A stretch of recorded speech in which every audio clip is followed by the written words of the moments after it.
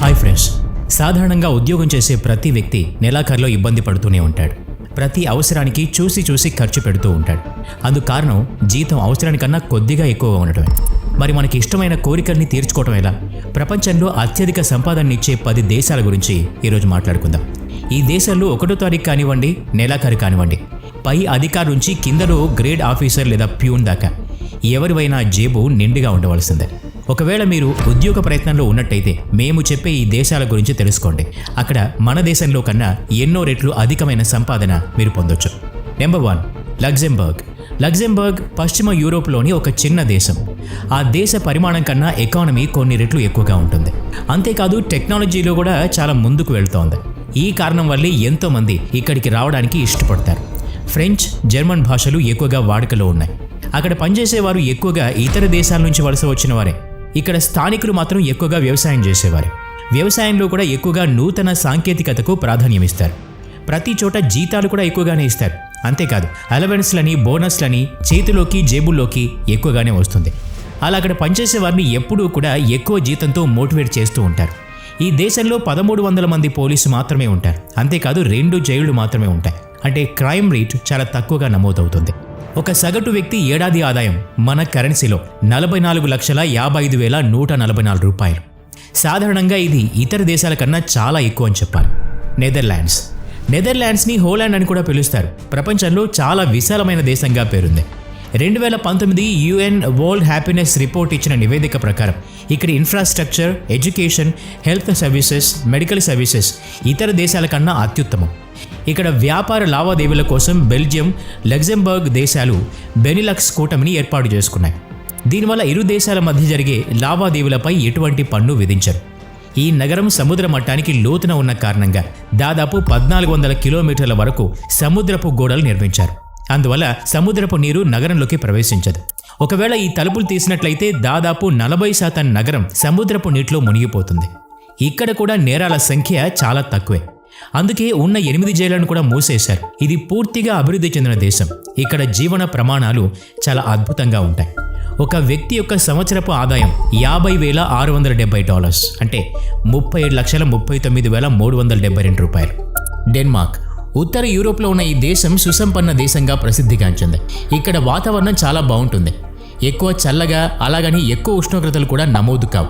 అందుకే నివసించడానికి చాలా యోగ్యమైన ప్రదేశం అంటారు. ఇక్కడ ప్రజలు చాలా నియమ నిబద్ధతలతో ఉంటారు. ఇంకా చెప్పాలంటే సెల్ఫ్ డిసిప్లిన్ వారి రక్తంలోనే ఉంటుంది. వీరు జీవన విధానాలకు పెట్టుకున్న కొన్ని నియమాలు కూడా మంచి ప్రవర్తనకి, జీవన ప్రమాణాల్ని పెంపొందించుకోవడానికి, సురక్షితంగా ఉండేందుకు మాత్రమే అని చెప్తారు. ఇక్కడ కొన్ని ఆచారాలు చాలా విచిత్రంగా అనిపిస్తాయి. 25 సంవత్సరాల వరకు అమ్మాయికి కానీ అబ్బాయికి కానీ వివాహం జరగకపోతే పప్పు, కారం వారి ఒంటి మీద చల్లుతారు. ఒకవేళ 30 సంవత్సరాల వరకు కూడా వారికి వివాహం జరగకపోతే నల్లకారం వారి ఒంటి మీద పూస్తారు. విచిత్రంగా ఉన్న ఇటువంటి ఆచారాల్ని సంప్రదాయబద్ధంగా ఇప్పటికీ పాటిస్తూ ఉన్నారు. ఇక్కడి ప్రజలకి డబ్బు సమస్యలు ఏమీ లేకపోయినప్పటికీ సైకిల్ మీద ప్రయాణం చేయడానికి ఇష్టపడతారు. అలా ప్రకృతిని కాపాడుకుంటూ తమ ఆరోగ్యాన్ని కూడా కాపాడుకుంటున్నామంటారు. ఇక్కడ సగటు వ్యక్తి యొక్క వార్షిక ఆదాయం $50,167, అంటే దాదాపు 37 లక్షల రూపాయలు. నార్వే. నార్వే ప్రపంచంలోనే అధిక సంపాదన కలిగిన 4వ దేశంగా పేరు పొందింది. IMF, వరల్డ్ బ్యాంక్ రిపోర్ట్ల ప్రకారం అత్యంత సంతోషకరమైన దేశం ఇది. ఇక్కడ నేరాల సంఖ్య కూడా చాలా తక్కువ. ఇక్కడ ప్రజలు పుస్తకాలను ఎక్కువగా చదువుతూ ఉంటారు. అంతేకాదు ఎవరైనా ఇక్కడ ఒక మంచి పుస్తకాన్ని రాసినట్లయితే ప్రభుత్వమే ఆ పుస్తకాన్ని కొన్ని కాపీలు తీసి లైబ్రరీలో ఉంచుతుంది. అందుకే ప్రతి సంవత్సరం ఇక్కడ దాదాపు 2000కు పైగా పుస్తకాలు ప్రచురణ అవుతాయి. ఇక్కడ టీవీలో సైతం 12 సంవత్సరాలకు తక్కువగా ఉన్న పిల్లలతో ఎటువంటి వాణిజ్య ప్రకటనలు షూట్ చేయరు. అవి టీవీలో కూడా ప్రసారం కావు. అది ఎవరైనా ధిక్కరిస్తే ప్రభుత్వ శాసనాన్ని ధిక్కరించినట్టే. ఇక్కడ సగటు వార్షిక ఆదాయం దాదాపు $37,000. ఈ దేశానికి ఉన్న మరొక విశేషం, ప్రతి సంవత్సరం మే నుంచి జూలై వరకు, అంటే దాదాపు 76 రోజుల వరకు సూర్యుడు అస్తమించడు. అర్ధరాత్రి 12:45 ఒక 40 నిమిషాల పాటు సూర్యుడు అస్తమించి మళ్ళీ తిరిగి ఉదయిస్తాడు. స్విట్జర్లాండ్. స్విట్జర్లాండ్ని భూతల స్వర్గంగా పిలుస్తారు. చుట్టూ మంచుతో కప్పబడి ఉన్న అందమైన ప్రదేశం. ఇక్కడ కెమికల్ మెషీన్లను, ఎలక్ట్రానిక్ వస్తువుల్ని ఎగుమతి చేయడం ప్రధాన వ్యాపారం. అంతర్జాతీయంగా అతిపెద్ద కంపెనీలైన నెస్లే, నోవోటెస్, క్రెడిట్, స్విస్ కంపెనీలు ఇక్కడే ఉన్నాయి. ఈ దేశంలో ప్రతి సంవత్సరం రాష్ట్రపతి మారుతూ ఉంటారు. చాక్లెట్ ప్రేమికులకు చాలా ఇష్టమైన ప్రదేశం. వారికి ఎప్పుడూ స్వాగతం పలుకుతూనే ఉంటుంది. ఎందుకంటే ప్రపంచంలో అధికంగా చాక్లెట్స్ తయారు చేసే దేశం ఇదే. ఇక్కడ సగటు వార్షిక ఆదాయం $36,000. ఈ దేశానికి ఉన్న మరొక విశిష్టత ఏంటో తెలుసా? మనం ఇప్పుడు ఉపయోగించే ఇంటర్నెట్లోని www వరల్డ్ వైడ్ వెబ్ స్విట్జర్లాండ్లో తయారైంది. United states of America. United states ప్రపంచంలోనే అత్యధికంగా అభివృద్ధి చెందిన దేశం. దీని జీడిపి $21.4 ట్రిలియన్. ప్రపంచంలోనే 3వ అతిపెద్ద సంపన్న దేశం ఇది. ఇక టెక్నాలజీ, పాలిటిక్స్, కల్చర్స్లో చాలా ఉన్నత ప్రమాణాలు ఉన్న దేశం. చాలా శక్తివంతమైన మిలిటరీ వ్యవస్థ ఇక్కడి ప్రత్యేకత. అందుకే ప్రపంచంలోనే సూపర్ పవర్గా పిలుస్తారు. అంతేకాదు ఇది చాలా పెద్ద దేశం. దాదాపు 50 రాష్ట్రాలు కలిగిన దేశం. ప్రజల జీవన ప్రమాణాలు కూడా చాలా ఎక్కువ. ఒక సగటు వ్యక్తి యొక్క వార్షిక ఆదాయం దాదాపు $38,000 పైమాటే. ఐస్లాండ్. ప్రపంచంలోనే అతి తక్కువ జనాభా కలిగిన దేశం. యూరోప్లోని ఐస్లాండ్లో 3.5 లక్షల జనాభా మాత్రమే ఉంది. ఈ దేశం మొత్తం రిన్యూవబుల్ ఎనర్జీ, పునరుత్పాదక శక్తితో నడుస్తుంది. అంటే జియో థర్మల్, హైడ్రో పవర్ ఎక్కువగా ఉపయోగిస్తారు. అభివృద్ధి విషయంలో ఏ దేశంతోనూ తక్కువ కాదు. యునైటెడ్ నేషన్స్ రిపోర్ట్ ప్రకారం ప్రపంచంలోనే 9వ అభివృద్ధి చెందిన దేశంగా, అలాగే సంతోషకరమైన జీవన విధానాలు కలిగిన దేశంగా ఐస్లాండ్కి పేరుంది. ఇక సగటు వార్షిక ఆదాయం విషయానికి వస్తే $40,000. కెనడా. కెనడా చాలా అందమైన అభివృద్ధి చెందిన దేశం.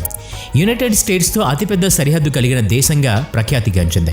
ఇక్కడ స్టాండర్డ్ ఆఫ్ లివింగ్ చాలా ఎక్కువగా నగరవాసులే కనిపిస్తారు. విద్య కూడా ఎక్కువ ప్రాధాన్యతనిస్తారు. అందుకే విద్యా విధానం చాలా ఖర్చుతో కూడుకున్నది. ఇక్కడి ప్రజలకు ఆర్థిక స్వాతంత్ర్యం చాలా ఎక్కువ. అంతేకాదు ప్రభుత్వ విధానాలన్నీ ప్రజలకు అర్థమయ్యేలా చాలా పారదర్శకంగా ఉంటాయి. ఇతర దేశాల ప్రభుత్వాలు ఇచ్చే అబద్ధపు వాగ్దానాలు చేయరు. చెప్పేదొకటి చేసేదొకటి విధానం అస్సలు ఇక్కడ పనిచేయదు. ప్రజలతో చాలా నిజాయితీగా ఉండే ప్రభుత్వం. ఇక్కడి సగటు వార్షిక ఆదాయం $47,000. బెల్జియం. ఇక్కడి జీవన విధానం చాలా అధిక ప్రమాణాలతో ఉంటుంది.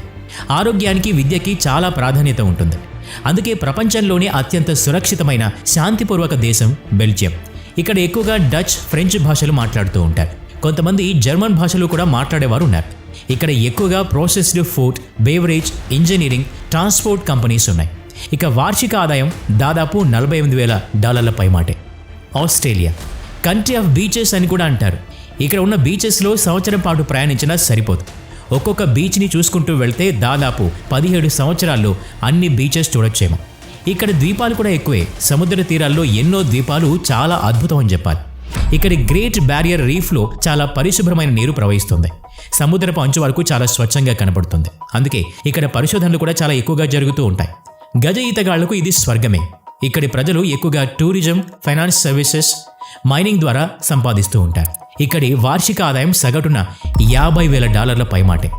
ఇవి ప్రపంచంలోనే అత్యధికంగా జీతాలు ఇచ్చే దేశాలు. మరి మీకు అవకాశం ఇస్తే ఏ దేశానికి వెళ్తారో కామెంట్ చేసి చెప్పండి. ఈ వీడియో నచ్చినట్లయితే లైక్ చేయండి, షేర్ చేయండి.